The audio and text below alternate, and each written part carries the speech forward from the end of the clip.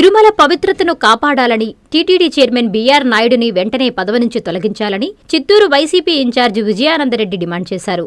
చిత్తూరు నగరంలోని YCP party కార్యాలయం సమీపంలో ఎట్టెమ్మ ఆలయంలో వైసీపీ నాయకులు ఆలయాన్ని శుద్ధి చేసి అమ్మవారికి ప్రత్యేక పూజలు నిర్వహించి కొబ్బరికాయలను కొట్టి ఆందోళన చేపట్టారు.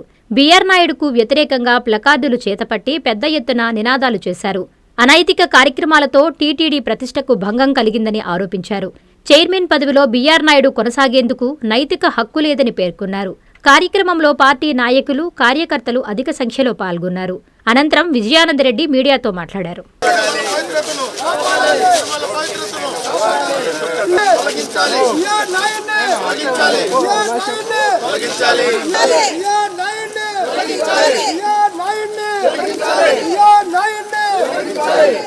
తిరుమల పవిత్రతను కాపాడాలి. తిరుమల పవిత్రతను కాపాడాలి. తిరుమల పవిత్రతను కాపాడాలి. తొలగించాలి. బీఆర్ నాయుడుని వెంటనే తొలగించాలి. బీఆర్ నాయుడుని వెంటనే తొలగించాలి. తిరుపతి పవిత్రతను కాపాడాలి. బీఆర్ నాయుడుని తొలగించాలి. తొలగించాలి. కాపాడాలి. తిరుమల పవిత్రతను కాపాడాలి. తిరుమల పవిత్రతను కాపాడాలి. తిరుమల పవిత్రతను కాపాడాలి. గత 1.5 సంవత్సరంగా తిరుమల తిరుపతి పవిత్రతను దెబ్బతీస్తున్నటువంటి బీఆర్ నాయుడు గారి వ్యవహార శైలి ఏ విధంగా ఉందనేది మనమందరం రోజు కూడా పత్రికల ద్వారా, ఎలక్ట్రానిక్ మీడియాల ద్వారా కూడా చూస్తున్నాం. మనం చూస్తే వైకుంఠ ఏకాదశి నాడు ఎంతమంది చనిపోయారనేది కూడా మనం అందరం చూసాం. దానికి ఆనాటి డిప్యూటీ సీఎం పవన్ కళ్యాణ్ గారు కూడా చలించి, మా నాయకుడు జగన్మోహన్ రెడ్డి కూడా చలించి వాళ్ళందరినీ కూడా పరామర్శించడం జరిగింది. పరామర్శించిన తరువాత చనిపోయిన వారి కుటుంబాలకెళ్ళి ఒక్కసారి చైర్మన్ను, సభ్యులు అందరూ కూడా వాళ్లకు పరిహారం చెల్లించి వాళ్ళ దగ్గర క్షమాపణలు కోరుకుంటే బాగుంటుందనంటే, తను చెప్పిన ప్రశ్న క్షమాపణలు కోరుకుంటే చనిపోయిన వాళ్ళు ఏమన్నా బతికొస్తారా అని వాళ్ళ డిప్యూటీ సీఎంకే అతను రిటర్ను ఇదే విధంగా ఆన్సర్ ఇచ్చారు. కాబట్టి అతని వ్యవహార శైలి ఏ విధంగా ఉంటుందనే దానికి అదే ప్రధాన ఉదాహరణ. దాని తరువాత గోశాలలో చూస్తే ప్రతిరోజు గోవులు చనిపోవడం, దాన్ని కనబడకుండా హిందువుల మనోభావాలు దెబ్బతింటాయనే విధంగా దాన్ని ఏదో ఒక విధంగా కబేళాలు తరలించడం, మాయ చేయడం, ఇది ఒక దినచర్యలాగా పెట్టుకొని గోశాలను మొత్తం సర్వనాశనం చేసేశారు. అదేవిధంగా చూస్తే తిరుమలలో ఒక పద్ధతి అనేది లేకుండా ఎట్లా పడితే అట్లా బ్రేక్ దర్శనాలు, ఎవరికి పడితే వాళ్ళకి దర్శనాలు, ఒక సిస్టమ్ అనేది లేకుండా ఆ పవిత్రతను పూర్తిగా దెబ్బతీస్తూ తిరుమల అంటేనే ఒక పవిత్రమైనదని మర్చిపోయి అపవిత్ర చేసిన వ్యక్తి బీఆర్ నాయుడు గారు. దాంట్లో భాగంగా అతను చేసినటువంటి 2 మాసాల ముందు అతని మీద వచ్చినటువంటి సెక్స్ రాకెట్ వీడియోలు కావచ్చు, అతను వాళ్ళతో మాట్లాడిన బిహేవియర్ కావచ్చు, దాని మీద మా మాజీ చైర్మన్ భూమన కరుణాకర్ రెడ్డి గారి దగ్గర నుంచి అనేక మంది మేధావులు అనేక విధాలుగా స్పందించారు. స్పందించి ఆయన వెంటనే రాజీనామా చేయాలి అని అనేక ధర్నాలు కూడా చేయడం జరిగింది.